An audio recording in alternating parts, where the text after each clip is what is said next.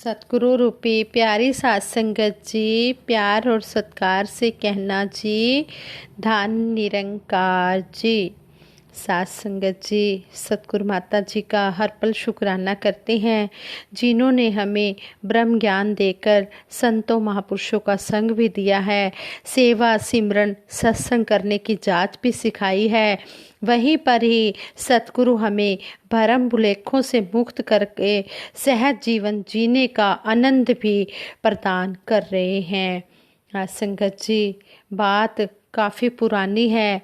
दासी ये पढ़ रही थी कि महात्मा मोहन सिंह जी कुवैत वालों की बात कहते हैं कि महात्मा मोहन सिंह कुवैत जी के मित्र महेंद्र वर्मा जी 1997 में कुवैत आए थे। कहते हैं कि ये दोनों महात्मा एक ही कंपनी में काम करते थे। कंपनी एक थी परंतु काम करने की जगह इन्हें अलग अलग मिली। कुवैत में दोनों 6 महीने बाद एक प्रोजेक्ट पर इकट्ठे हुए। शनिवार के दिन महेंद्र वर्मा जी ने कहा, कल आप कहाँ थे? तो महात्मा मोहन सिंह जी ने कहा कि हर शुक्रवार को मैं सत्संग करने जाता हूँ, कल भी मैं वहीं था। उन्होंने कहा, पर मैंने आपको नहीं देखा, मैं भी सत्संग में था। तो महात्मा मोहन सिंह जी ने पूछा, क्या उस सत्संग में कोई तस्वीर मेज पर रखकर कुछ भजन वगैरह करते हैं? तो महात्मा महेंद्र वर्मा जी ने कहा, हाँ, मुझे फोरमैन साहब वहाँ ले गए थे। तो महात्मा मोहन सिंह जी ने कहा, हम निरंकारी सत्संग में जाते हैं। तो महेंद्र वर्मा जी ने जिद की, भाई जी आप मुझे भी वहीं ले जाएं जहां आप जाते हैं। तो महात्मा मोहन सिंह जी ने कहा, फोरमैन साहब नाराज़ होंगे कि महेंद्र वर्मा को मैंने अपने सत्संग में लगाया और मोहन सिंह बहला के ले गया अपने सत्संग में। तो महेंद्र वर्मा जी ने अपना प्रयास जारी रखते हुए कहा, भाई जी आपके साथ इंडिया से आया, आपकी बातें अच्छी लगी, मैं तो आपके साथ ही जाऊंगा सत्संग में। कोई खुश हो या नाराज हो कोई बात नहीं। पहले ही शुक्रवार की सत्संग में उन्हें ब्रह्म ज्ञान प्राप्त हो गया। महेंद्र वर्मा जी को पहले ही शुक्रवार की सत्संग में ब्रह्म ज्ञान प्राप्त हो गया और वो बड़े खुश हुए। शनिवार सुबह ड्यूटी पर जब अपने महात्मा मोहन सिंह जी को मिले तो कुछ परेशान से दिखे। तो महात्मा मोहन सिंह जी ने पूछा, आपकी परेशानी की वजह क्या है? वो बोले, मैं पहले माँ दुर्गा की पूजा करता था, आरती और दिया बाती करता था, डर है कहीं माँ नाराज ना हो जाए। तो महात्मा मोहन सिंह जी ने सतगुरु का ध्यान किया, सिमरन किया और कहा, महेंद्र जी आज भी शाम को दिया बाती करना, आरती करना, माँ दुर्गा से गिड़गिड़ा कर रोकर पूछना, माँ जो सही है वो बता दे। उन्होंने वैसा ही किया। दूसरे दिन सुबह भागते हुए महात्मा महेंद्र वर्मा जी आए और बताने लगे कि रात एक अजीब सपना देखा। मैं ड्यूटी जाने के लिए एक ट्रेन में बैठा जिसके पहिए नहीं थे, गाड़ी हवा में उड़ रही थी। एक सज्जन ने कहा, यह गाड़ी तुम्हें मंजिल तक पहुंचा देगी। पर जैसे गाड़ी धीमी हुई मैं नीचे उतर गया तो देखा वहाँ एक जंग लगी साइकिल पड़ी है जिसके चक्के भी टूटे मुड़े हुए हैं, ना टायर ना ट्यूब ना पैडल ना गरारी है, चैन नहीं है, खाली डंडे हैं, बैठने की गद्दी नहीं, ना साइकिल आगे को हिलती है ना पीछे को। यह भागकर रेल में चढ़ा, बिना पहिए की रेल हवा में दौड़ने लगी। फिर दोबारा उस सज्जन ने कहा, इस गाड़ी में बैठे रहो, यह मंजिल पर पहुंचा देगी। भाई जी इस सपने का क्या मतलब है? तो महात्मा मोहन सिंह जी को कहना पड़ा कि सपने तो सपने हैं, लेकिन यदि उन्हें इशारे में ही माना जाए तो बिना प्रभु को जाने की गई संसारिक भक्ति तो रेत पर पड़ी लकड़ी की टूटी नाव है जो अगम अथाह सागर को पार नहीं कर सकती। यही बात तो तो रामकृष्ण परमहंस जी ने माँ काली से गिड़गिड़ाकर पूछे थे कि माँ तुम्हारी भक्ति का फल क्या है। तो जवाब मिला था, तुम भाग्यशाली हो जो गुरु तोता गिरी स्वयं तुम्हारे पास चलकर आए, तुम्हें परमात्मा से रूबरू किया, तुम्हें सत्य की प्राप्ति हुई। पूर्ण हरदेव वाणी में सतगुरु बाबा हरदेव सिंह जी महाराज भी फरमाते हैं, सतगुरु जैसा इस दुनिया में और न कोई मीत है, प्रीत जहाँ की झूठी साधो, साचे गुरु की प्रीत है।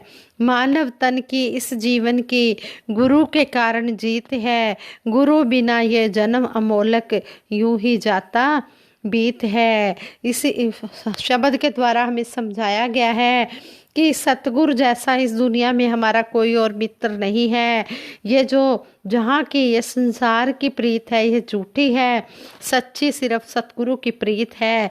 इससे जो प्रीत हम लगाते हैं यही सच्ची प्रीत है। ये निष्काम भाव से सतगुरु हमें प्यार किए चले जा रहा है और कहते हैं कि गुरु के कारण ही ये जो मानव तन हमें मिला है, मानव तन का जो लक्ष्य है ये गुरु के कारण ही हमारा पूरा होना है।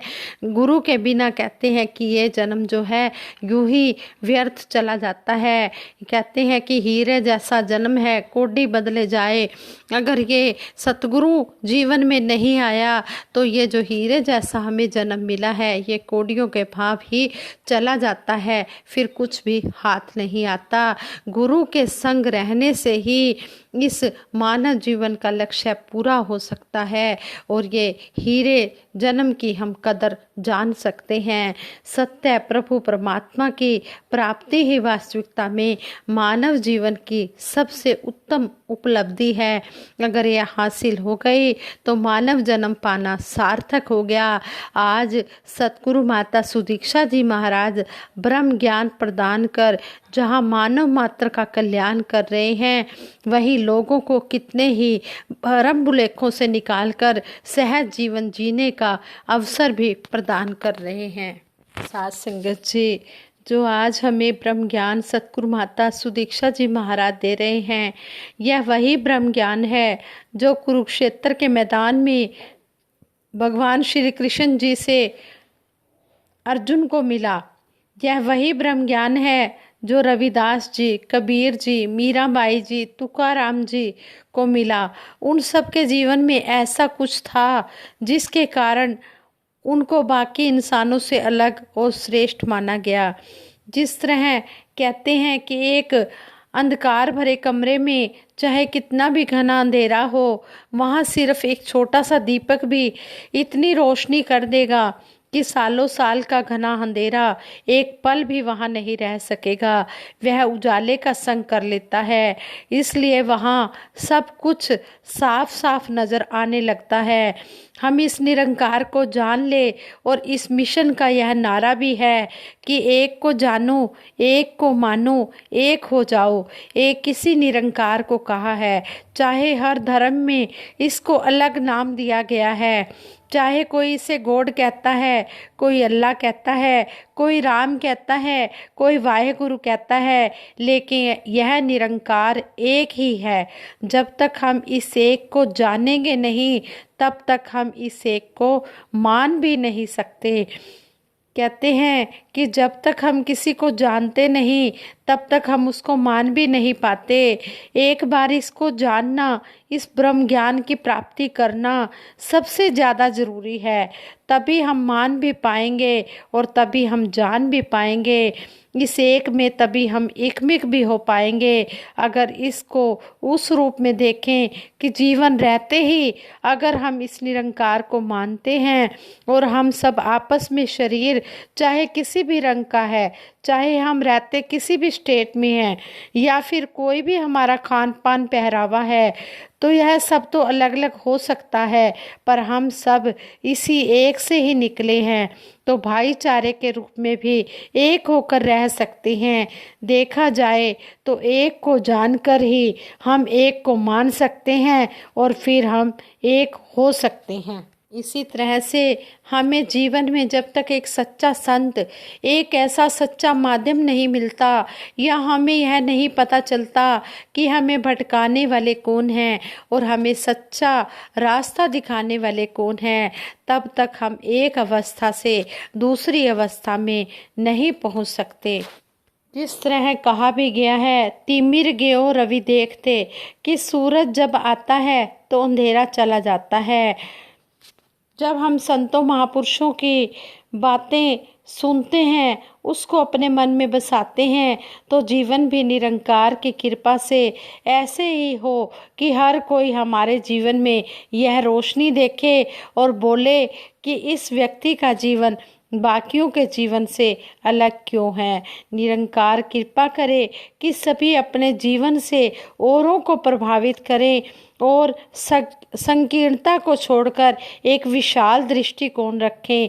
यह गुण जो हम शुरू से सुनते आ रहे हैं कि एक मानवीय मूल्य होना चाहिए, जिसकी वजह से ही इंसान को इंसान कहा जाता है। इंसान हम हैं इस शरीर में, तो सिर्फ यही नहीं है कि हमारा मापदंड कि हमारी 2 आँखें हैं, एक नाक है और ऐसा यह आकार है, तो इसलिए नहीं कि हम इंसान हैं। अगर हम इंसान हैं तो हमने वही इंसानों वाली बातें भी करनी हैं। इंसान के शरीर में आकर भी हमें इंसान बनने को कहा जा रहा है। जो मानवीय गुण है, जिसे इस एक का असल रूप कहा जाता है, तो हम अपने दैनिक जीवन में वह योग्यता रखें, ताकि यह बात केवल अपने तक ही न रहे, बल्कि जीवन में जो जो भी हमारे संपर्क में आए उन तक भी यह बात रख सके। सतगुरु माता सुदीक्षा जी महाराज हमें समझाते हैं कि मिशन एक साफ चादर के रूप में है। हम कुछ भी ऐसा ना करें जिससे मिशन पर कोई भी दाग लगे। इस प्रकार समय का भी जीवन में बहुत महत्व है, इसलिए समय का भी हमेशा सदुपयोग हो। सत्संग के समय का भी समय पर सत्संग आरंभ हो और समय पर ही संपन्न हो, और मर्यादा और अनुशासन में रहकर हम सेवा सिमरन सत्संग करते चले जाएं। सतगुरु माता सुदीक्षा जी महाराज, सतगुरु माता सुदीक्षा जी का युग युवाओं में जोश भरने का युग है। यह बुजुर्गों के सम्मान का युग है। यह सेवा सिमरन सत्संग का युग है। सत्संग के उत्सर्ग का युग है। इनके तेज कदमों के पीछे चलने के लिए हमें भी तेज चलना होगा, संभल कर चलना होगा। इसी से हमारा जीवन जो है आनंदमय होगा। संगत जी, सतगुरु माता जी ने कहा है कि हमने पूरी लगन व श्रद्धा से हमने सेवा सिमरन सत्संग करना है और खुशियाँ प्राप्त करनी है, और हम सबको एक चलता फिरता प्रचारक बनना है, चलते फिरते पूजा स्थल बनना है। जहाँ पर भी हम बैठें, हमने सतगुरु की बात ही, इस निरंकार की ही चर्चा करनी है। और जब हम सभी के साथ मीठा बोलेंगे, अच्छे हमारा व्यवहार होगा, अच्छे कर्म होंगे, तो सभी जुड़ते चले जाएंगे। फिर हमें अपने मुख से कुछ भी कहने की ज़रूरत नहीं होगी कि हम निरंकारी हैं। हमारे कर्मों को देखकर ही संसार को पता चल जाए कि वाकई में ये निरंकारी हैं। जैसा सतगुरु माता जी हमसे उम्मीद करते हैं, हम सतगुरु माता जी की उम्मीदों पर खरे उतरें और सतगुरु माता जी के हम बहुत लायक बच्चे बने, ताकि सतगुरु माता जी को हम पर नाज हो, हम पर फख्र हो। साथ संगत जी, सतगुरु माता जी के चरणों में यही दासी अरदास करती है कि सच्चे पातशाह सारे सुख दुनिया दे पादो साड़ी झोली विच, फिर भी मिलाई रखना हंतां दी टोली विच। बोलां दे नक्शियां ते अमलां दा रंग भर दे, जीवन गुजारा तेरे संतां तो डरदे डरदे। सच्चे पातशाह बख्श लेना जैसी भी रजा हो तेरी, राजी रहे दाता, जोड़ा है तूने जो जुड़ा रहे नाता। हमारा नाता जो है अंतिम श्वासों तक सच्चे पातशाह आप जी के संग, संतों महापुरुषों के संग सेवा सिमरन सत्संग करते हुए, आप जी के गुण गाते हुए, चर्चा करते हुए बीते। यही दासी आप जी के चरणों में कामना करती है, यही अरदास करती है। आप जी अरदास प्रवान करें जी। अगर दासी के मुख से कोई शब्द सही ना निकला हो तो दासी को बख्श लेना जी। आज संगत जी दासी सिमरन कराएगी, सभी ने मिलकर साथ देना है जी। तू ही निरंकार मैं तेरी शरण हाँ, मैनू बख्श लो। तू ही निरंकार मैं तेरी शरण हाँ, मैनू बख्श लो। तू ही निरंकार मैं तेरी शरण हाँ, मैनू बख्श लो। तू ही निरंकार मैं तेरी शरण हाँ, मैनू बख्श लो। सतगुरु माता सुदीक्षा सविंदर हरदेव जी महाराज की जय। निरंकारी राज माता गुरु बचन अवतार की जय।